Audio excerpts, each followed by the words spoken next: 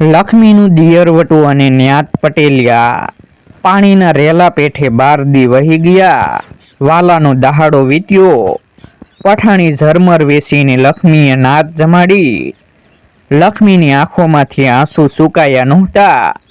વાલમની જીભ મૂઢાઈ ગઈ હતી અને ચિંતાથી ઘેરેલી ગુલાબની ઊંઘ વેરણ બની હતી. જીવવામાં જરાય રસ નહોતો, છતાં લક્ષ્મી જીવી રહી હતી. વાલમને ખાતર લક્ષ્મી જીવતર ખેંચી રહી હતી. કમોતે મરેલા ધણીને અંતકાળે આપેલા વેણ પાળવા હરતા ફરતા મળદા જેવી લક્ષ્મી દહાડા ખેંચી રહી હતી. પણ સ્વાર્થી દુનિયા લક્ષ્મીને સુખે જીવવા દે એવી સરળ નહોતી. જગતને એના દુઃખની પરવા નહોતી. વાલાનું મરણ ખાવા ભેળી થયેલી માલધારીની નાતે લક્ષ્મીની પંચાત કરવા માંડી. ન્યાતના ધરાર પટેલોએ લક્ષ્મીને પૂછ્યા ગાસ્યા વગર જ લક્ષ્મીનું ભાવિ ઘડવા માંડ્યું ને માલધારીની જોરુકી ન્યાત વગર તેડી લક્ષ્મીના આંગણે એકઠી થઈ. ન્યાતના મોટેરાને પોતાના ઘરે આવેલા જોઈને સજાગ બનેલી લક્ષ્મી ઘરમાં ગઈ. સચિંતિત મનવાળી ગુલાબે લક્ષ્મીને પૂછ્યું, લખડી વહુ, ન્યાતને તે નોતરી છે? લાજ આઘી કરીને લક્ષ્મી બોલી, ના બા, તે વગર નોતરી ન્યાત તારા ઘરે ભેળી થઈ શું કામ? વડવાળો જાણે. લક્ષ્મી મન કઠણ કરીને બોલી, નાતને હજારું કામ હોય. તીખા સ્વભાવની ગુલાબ બોલી ગઈ, વહુ, વાલા જેવું અટૂરું મરણું થયું છે. લોહી ભર્યા મોઢે ન્યાત તારા ઘરે બીજી પંચાતું કરશે. ન્યાતને ના પડાય. ઘરધણીથી ન્યાતને જાકારો દેવાય નહીં. લક્ષ્મી ધીરા સાદે બોલી. વાલાના નવાનો કોર ઘરની જબરી ઓસરીમાં નાત પટેલિયા માંડ સમાયા. વધ્યા એટલા ફળિયામાં બેઠા. વીઘા એક જબરા ફળીમાં સળી સંસરે એટલો માર્ગ નહોતો. ઘરના ઉંબરામાં ઉભેલી ગુલાબની સકોર નજર માલધારી ન્યાતના મોવડીઓ પર ફરી વળી. ઓસરીના ખૂણામાં બેઠેલા રોખડને જોતા જ ગુલાબના હૈયામાં ધ્રાસકો પડ્યો. ન્યાતના મોવડીઓ સાથે સાની સપની વાતો કરતો રોખડને જોયો કે ગુલાબના મનમાં અનેક અમંગળ આશંકાઓ ઊભી થઈ. હો હાશમી, મોભા પ્રમાણે સહુ કોઈ બેઠા. એક સાથે અઘોળ જરદો સમય એવી જબરી ભૂંગળીઓ ભરાતી ને ઠલવાતી. ઓસરીમાં બેઠેલા નાત પટેલિયા વસાળે વૃદ્ધ વડેરાએ હાકલ કરી, સહુ આવી ગયા? હા દેહાય. ફળિયામાંથી જવાબ મળ્યો, માલધારીની ન્યાત 14 દેશમાં વહેંચાયેલી છે. દેશના સૌથી વડા આગેવાનને ન્યાત દેહાઈ કહીને સંબોધે છે. પંચાળ, ઠાંગો, કચ્છ, વાગડ અને ઝાલાવાડ આવા 14 પરગણામાં એક એક દેહાઈ હોય છે. ધોળા પૂણી જેવા દાઢી મૂછના થોભિયાવાળા અવસ્થાવાન દેહાઈએ વળી પૂછ્યું, ભાઈઓ, મારી ન્યાતના પટેલિયા માવતર હાજર છે ને? હા બાપા, સહુ હાજર છે. તે હું વાતની ગાંસડી છોડું? હા વાત કરો. બીજો બોલ્યો. દાઢી મૂછના થોભિયા સમાનમાં કરતો નાત પટેલ ખોખારો ખાઈને બોલ્યો, હું નાતવતી બોલું છું. હા દેહાય. ભાઈઓ, નાતે મને મોટો કર્યો, પણ ભામણ ભણે છે કે માળાના મણકા સહુ સરખા એમ નાત આગળ કોઈ નાનું નથી ને કોઈ મોટું નથી. તો મારા માથાનો મુંગટ છે દેહાય. કોઈ ખુશામતીએ દેહાયની ખુશામત કરી એ તમારી વડઈ. બાકી માલધારીની નાત બકરાની લીંડી સહુ સરખા. હું કહું ઈ સહી છે ને? ઘા લાખ ભા. ને માલધારીની ન્યાતના પટેલિયાના અગ્રેસર દેહાઈએ વાત કરવા માંડી. ભાઈઓ, વડવાળાએ વાલાને ઓછી આવરદા આલી હતી, એ ગયો. પણ હવે દેહાઈનો સવાલ સાંભળીને ભેળા થયેલા માલધારી મૂંગા બન્યા. કોઈએ કંઈ જવાબ દીધો નહીં. સારી વેળા વળોટી એટલે દેહાઈએ જ બોલ્યા, મારી નાત મૂંગી કેમ બની? નાતને કંકુની બીક છે. ફળીમાં બેઠેલો રોખડનો કુટુંબી બોલ્યો, દેહાય, તું કરે એ અમારે આંખ માથા ઉપર. મારી ન્યાત વાહીથી રાડું તો નહીં બોલે ને? નાતના મુખીએ પૂછ્યું. દેહાઈ તારું કરેલું લીટું નાતે કોઈ દી ઓળાડ્યું છે? નાતે ક્યારેય તારું વેણ વાઢ્યું છે? ના. દેહાઈ પોરસાયો. હજુ લગન તો નાતે મારો મોભો જાળવ્યો છે. દેહાઈ તું ન્યાય તોળીએ એ નાતને કબૂલ મંજૂર છે. ફળીમાં બેઠેલો રોખડનો બીજો કુટુંબી બોલ્યો. હે વડવાળા, મને સમજ દેજે. હે સરસ્વતી માતા, મારી જીભને અગ્રે બેસજે. દેહાઈએ પ્રાર્થના કરી. માળા ફેરવતા દેહાઈએ સાથ દીધો. લખડી. ન્યાતના મુખી પટેલનો અવાજ સાંભળીને ઘરમાં બેઠેલી લખી ધ્રુજી લક્ષ્મી બેઠી હતી. એ ઘર તરફ નજર કરતો દેહાઈ બોલ્યો. લખડી, ન્યાત તને બોલાવે છે. મન કઠણ કરીને લક્ષ્મી ઊભી થઈ. ડૂંટી લગન ઘૂમટો કાઢીને ઘર બહાર આવેલી લક્ષ્મી નાતને પગે લાગી. ઘૂમટો કાઢીને નાત સામે ઊભેલી લક્ષ્મીને વડા નાત પટેલીએ કીધું. લખડી, નાત તને દીકરી કરીને ખોળે લેશે. અબોલ ઊભેલી લક્ષ્મી બે હાથ જોડીને નાતને પગે લાગી. નાતનો દેહાઈ બોલ્યો. લખડી, તું ન્યાતની કળોય. દીકરી માવતરની લાજ કાઢીએ. દેહાઈનું બોલવું સાંભળીને લક્ષ્મી થરકી ઉઠી. અડોલ ઊભેલી લક્ષ્મીને દેહાઈએ આજ્ઞા કરી. લખડી, લાજનો ઘૂંઘટો કાઢી નાખ. છતાં લક્ષ્મીએ લાજ મૂકી નહીં. દેહાઈ વળી બોલ્યો. તું નાતની દીકરી. દીકરી બાપની લાજ કાઢે તો દીકરીને બાપ બંને દોષે ભરાય. લાજ કાઢી નાખ. મન કઠણ કરીને લક્ષ્મી બોલી. તમે મારા માવતર સાસા, હું પગે લાગુ છું. મારી લાજ મુકાવોમાં. એ નહીં બને. દેહાઈના સાદમાં સત્તા રણકી. લખડી, નાત હકમ કરે છે. લાજ મૂકી દે. ને ના છૂટકે લક્ષ્મીએ લાજ કોરે કરી. ધરતી પર નજર ઢાળીને ઊભેલી લક્ષ્મીની અચાનક જ ઊંચી થયેલી નજર રોખડ પર પડી. રોખડને ભાળ્યો કે લક્ષ્મી હાડોહાડ ધ્રુજી ઉઠી. અહીંયામાં ધ્રાસકો પડ્યો. મન મૂંઝાયું ને લક્ષ્મીએ પોતાની નજર સંકોરી લીધી. ખળભળી ઉઠેલા શીતવાળી લક્ષ્મીના કાને દેહાઈના શબ્દ સબક્યા. લખડી, માલધારીની ન્યાય તારા ગન માફ કરે છે. મેં ન્યાતના ગુના કર્યા જ નથી. પછી લક્ષ્મી અસકાતા અસકાતા બોલી. લક્ષ્મીનું વેણ વાળતો ખૂણામાં બેઠેલો રોખડ હુક્યો. હું તને ઘરઘવા આવ્યો તો તું ભાગીને વાલાના ઘરમાં ઠામ બેઠી. ભાઈ ભાભીથી ઓબાન થઈને તે વાલાનું ઘર માંડ્યું તું શું મોઢું લઈને બોલે છે? ડાળતી નજરે રોખડને જોઈ રહેલો નાતનો મોવડી બોલ્યો. રોખડિયા, નાતે લખડીને ખોળે લીધી છે. નાત લખડીને કહેવું હોય છે એ કહેશે. લખડીને તું પૂછનારું કોણ? વગર બોલ્યો બેસી રહે. ફરીથી મોં ઉઘાડ્યું તો તને નાત વસાળે ઊભો કરીશ. નાત લખડીને પૂછે છે. દેહાઈનો ડારો સાંભળીને રોખડ મૂંગો બન્યો. પણ એની ફાંગી આંખો લક્ષ્મીના ચહેરા પર જ સોંટતી હતી. માલધારી નાતનો સહુથી વડેરો ગંભીર સાથે બોલ્યો. લખડી, નાતે તને દીકરી કરીને ખોળે લીધી છે.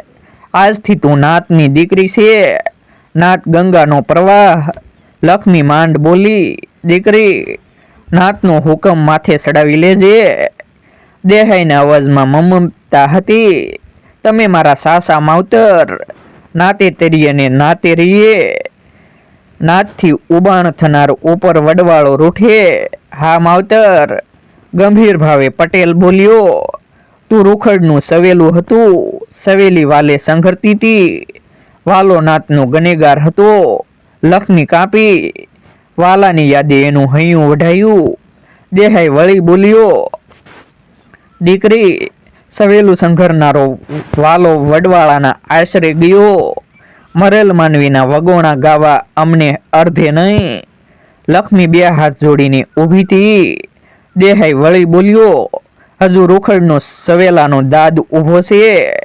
પણ ગનેગાર જતો રહ્યો. રંડવાળ બાઈ પાસે નાત દાદ માગે નહીં. માંગી શકે નહીં. હું નાતની દીકરી છું. લક્ષ્મીનો અવાજ ભારે બન્યો, દીકરી, નાત અન્યાય નહીં કરે.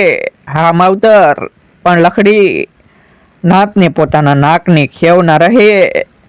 વાત ડાયો દેહાઈ ધીરે ધીરે વાત પર આવતો તો લક્ષ્મીના મોં પર નજર ધ્રોબીને નાત પટેલે પૂછ્યું, એ તો સંધા સારાવાના થશે, પણ હવે તે શું ધાર્યું? તારો શું વિચાર? લક્ષ્મી ભડકીને બોલી ગઈ, મેં તો કંઈ ધાર્યું નથી. દીકરી, તો નાતે ધાર્યું એ કબૂલ કર. નાત કહે એમ કરે જા. શું? લક્ષ્મી સજાગ બની, દીકરી, નાત તને નોંધારીને દુભાવશે નહીં. અમારા ખોળામાં પાણા નથી ભર્યા. નાતને મન સહુ સરખા. આળા હિયાવાળી લક્ષ્મી બોલી ગઈ, નાત મને આજ્ઞા કરે. નાતનું કહેવું ખોળામાં ઝીલીશ. ખોખારો ખાઈને દેહાઈ બોલ્યો, દીકરી, નાત તને ઠેકાણે પાડવા ભેળી થઈ છે. લક્ષ્મી હાડોહાડ ધ્રુજી ઉઠી. લક્ષ્મી કંકણી, માવતર, મારા કરમમાં સુખ લખાણું હોત તો મારું અવળું થાત જ નહીં, ધાર્યું ધણીનું થાય. દેહાઈ બોલ્યો, જુવાન રંડવાળબાઈને ઝાઝાદી નોંધારી રખાય નહીં. એને ઠેકાણે, માવતર, મારે ઉજળો રંડાપો ગાળવો છે. એક ભાવમાં બે ભાવ નથી કરવા. મેં મરનારને વેણ આલ્યું છે કે હું તારો આશરો છોડીશ નહીં. એ નહીં બને. દેહાઈ મોટા અવાજે બોલ્યો, એવું ક્યાંય બન્યું નથી. ધ્રુજતી લક્ષ્મી બોલી, પણ દેહાઈ સત્તાવાહી અવાજે બોલ્યો, દીકરી, તાજો ઘા હોય એટલે થોડા દી શમશાન વેરાગ જાગે, પણ જુવાન રંડવાળ આખો ભવ બેસી રહી શકે નહીં. હું બેસી રહીશ. દીકરી, તું કહે પણ એ વાત નાતને ગળે ઉતરતી નથી. દેહાઈના અવાજમાં કરડાકી ભળી. કેટલી જુવાન રંડવાળ બાયુએ નાતનું નાક વઢાવ્યું છે. હું એક શીપનો મોતી છું. લખડી, જુવાની દીવાની છે. દેહાઈ બોલ્યો. અબોલ ઉભેલી લક્ષ્મીને થડમૂળમાંથી હલબલાવી નાખતો દેહાઈનો સવાલ લક્ષ્મીના આળા હૈયામાં ભાલા પેઠે ભોકાયો. દીકરી, હવે તું સોખી થઈ. નાતે તને ખોળે લીધી છે. નાત તને આજ્ઞા કરે છે. શું? લક્ષ્મી ભડકી. તારું દલ માને તો રોખડના ઘરમાં ઠામ બેસ ને કાં તો. લક્ષ્મીએ નાતને વિનવી, મારે કોઈનું ઘર નથી માંડવું. મારા લલેટમાં ધણી સુખ લખાયું જ નથી. મારે ઉજળો રંડાપો એ તો નહીં જ બને. દેહાઈ ત્રાડ્યો.